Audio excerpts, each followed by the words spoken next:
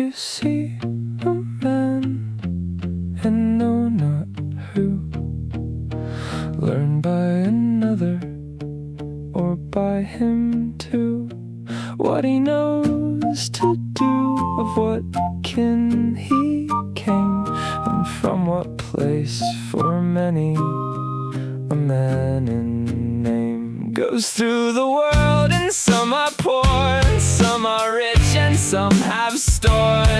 For this I tell you as I should, whether he be worth or never be good.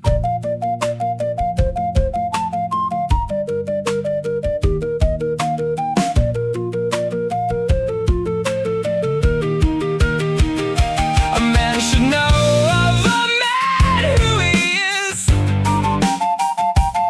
and learn lightly what sense is his. If he is foolish or understanding too, for then you will know far better what to do, in what manner you should serve and stand.